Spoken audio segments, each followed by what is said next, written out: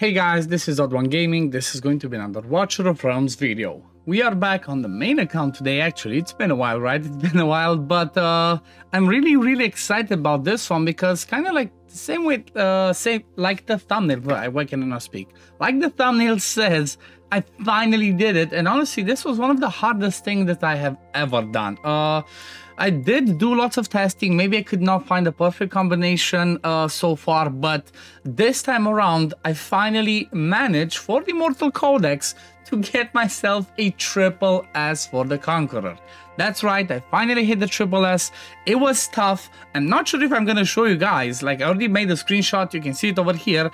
I'm not 100% sure if it's gonna perfectly work again now when I'm gonna do it, but it's been quite a journey, right? Because basically what I tested is like, let me just show you first of all the variations that I test. Okay, so there's several ways that people have been doing this out there, several ways that I've tried, and the most common one was using the curse team, right? The occult, what's it called? The curse cult team, something like this. And then there was a Valk going on right there with Constance. So this was pretty much one of the variations. However, for me, this one didn't work as well because Demi did not bring as the Lord bonus enough damage from this one, right?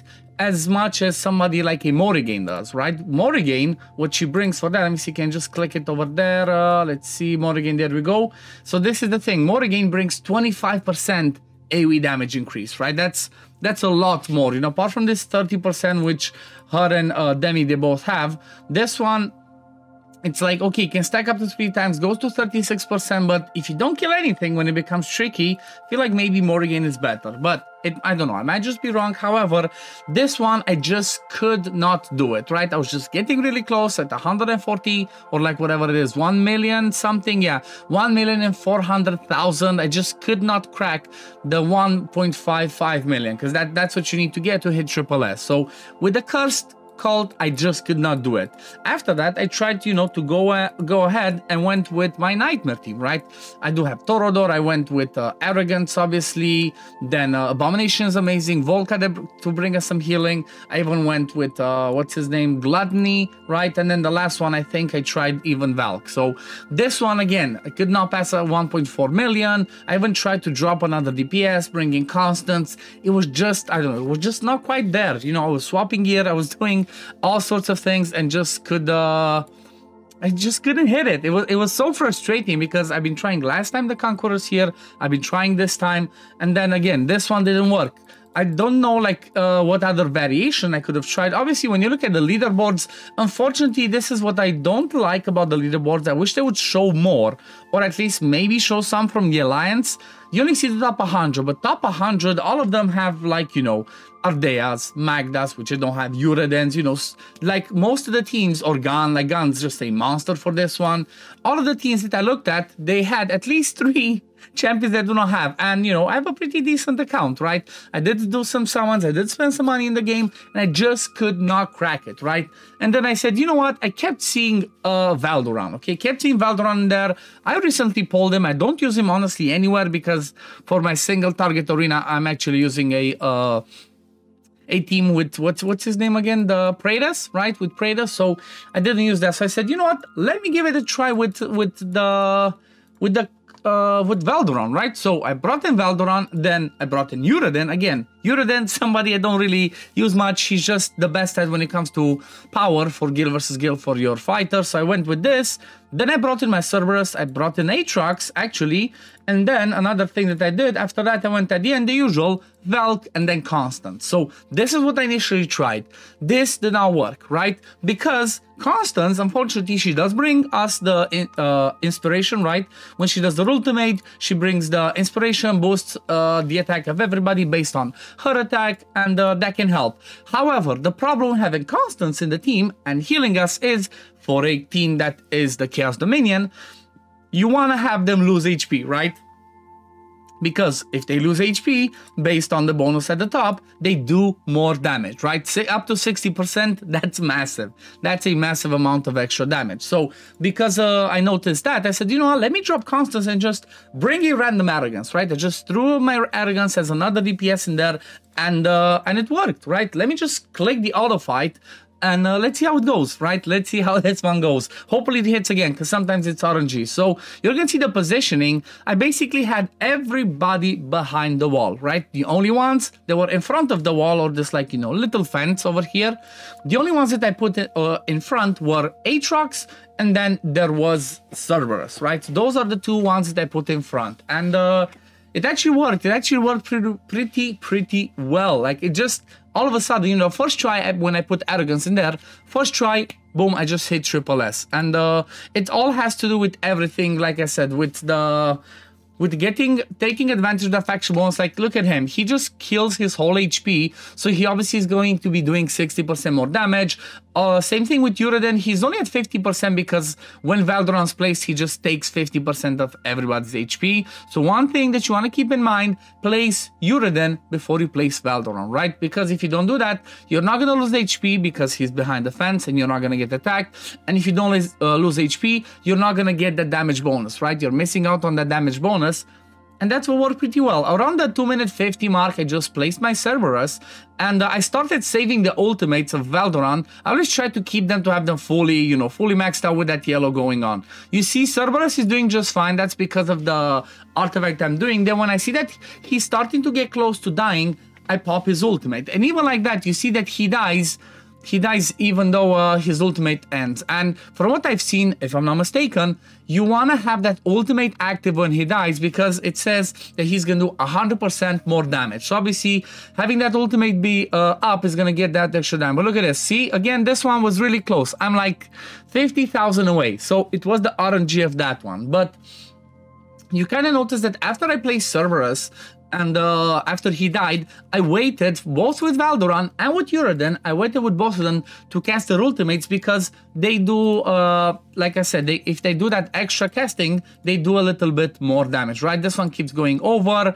So Rage can continue to recover after reaching its cap, accumulating up to 2 times the cap. Or Rage will be consumed when casting the ultimate. So this one's just gonna give, you know, it's gonna give you a little bit more damage if you do the full boosting. Same thing with Valdoran. So let's have a quick look at the builds, right? When it comes to Uraden, he actually is fully skilled up. He's running a Annihilating Might, and then I have Infernal Roar on him. I did swap, try to get my best gear from different people on them. You can see his stats over here, and then when it comes to the artifact, I gave him I have Sim, because obviously he does AoE damage, right? On his basic attack, attacks up to 5 enemies. When he goes ult, attacks up to 10. So you want to give him something that boosts his AoE damage. And from my point of view, I think this was the best options when it comes to Uraden. I guess another one could be even maybe this one, right?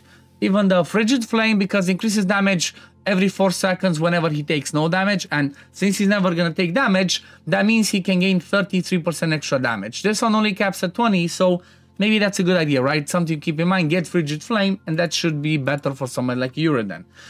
Then, if we look at Valdoran, he's actually not fully skilled up yet. Like, I'm losing on a lot of stats. Maybe that would have been the next step I would have tried, to just keep skilling him up, and eventually I'm gonna max skill him, because you know what? He's my only legendary lord for the Chaos Dominion, so obviously I'm gonna be using him a little bit. But he's built same principle. He has the Infernal Roar plus Warlord.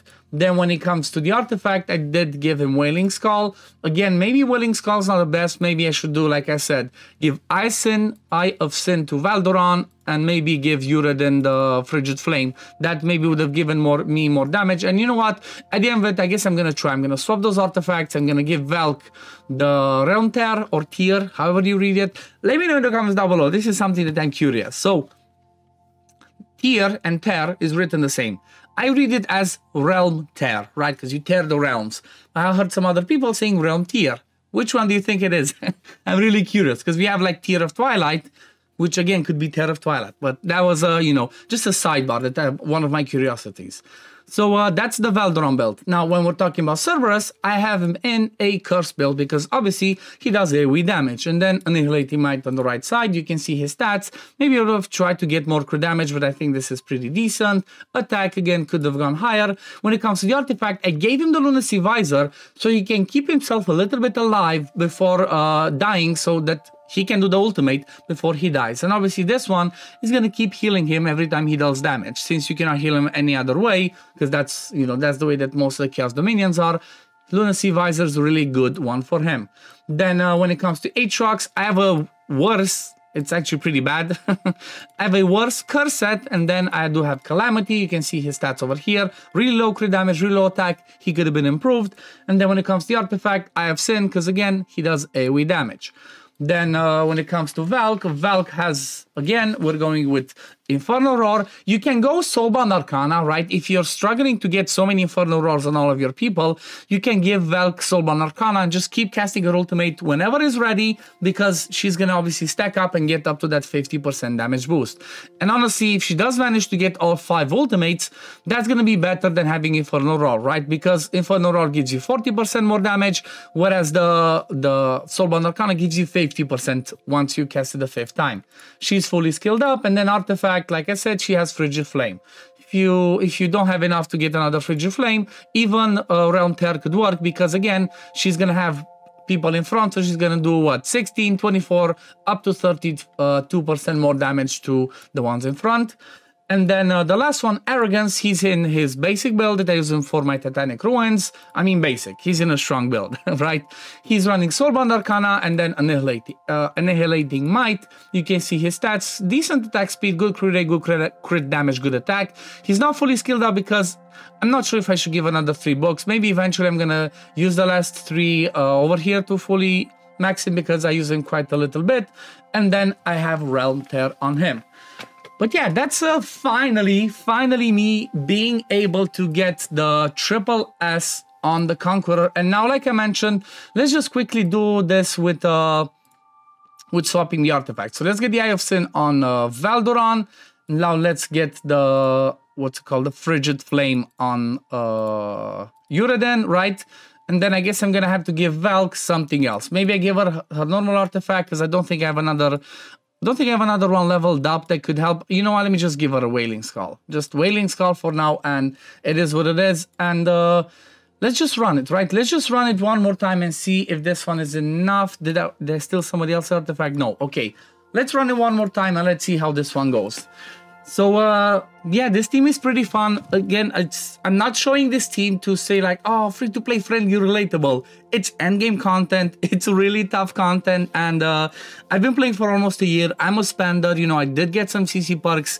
I've been summoning a lot, and I barely managed to do it now. So, you know, I hope that this way, you know, me showing you this could give you guys an idea of how you can do it, because normally the teams that you would have are either like I mentioned at the beginning. You might just have the Cursed Call team, or you might just have a Nightmare team, or a Chaos Dominion one combining with some other people. But one of the ones that works best, it seems like for me, is to have a combination. Maybe something like this could work with Nightmare, but having Cerberus as well.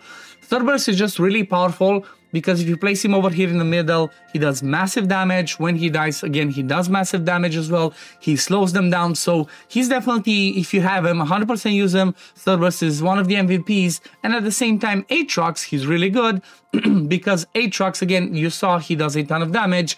And the good thing with him is he dies and you can just keep replacing him. Obviously, you know, the cost goes up a little bit, but you place it like 4, 5, 6 times during this fight, and that's amazing. You see how Valdoran's stacked up? I just kept it over there. I'm like, no, I'm saving it up until I see I'm struggling. I popped his ult. I'm still not doing Valdoran yet. I think I was okay. Okay, so Cerberus actually died now with the, you know, with the ultimate on. Let's see, do I do a lot more? You see, after I see that Cerberus died, but I'm still being overwhelmed. That's when I popped both ultimates of Valdoran and Uraden. Is it not enough again? Is it not enough? Come on, one more hit. There we go. 157. I think it's actually not 155. I think it's 157 or like 156 to jump to the triple S, but I finally did it. It's not better than the previous one, but still, I managed to do it. It's, you know, I'm really happy. I'm really happy that I managed to finally get a triple S on this one. Let me know in the comments down below if you want me to show you the team that I use for Hellfire Emperor to get triple S. But you know what? I might even just make a video in a couple of days or maybe tomorrow just to show you guys, I guess, a quick sneak peek. These are the people that I use. The thing that impressed me and that I'm happy about is 3 epics are actually MVPs over here, right? These 3 epics. But anyway, this is gonna be it for today, guys. Thank you all for watching. As always, if you do enjoy my content, don't forget to like this video, subscribe to the channel to see when I upload next, and I'm gonna see you on the next one. Peace, love, take care, everyone. Bye, guys.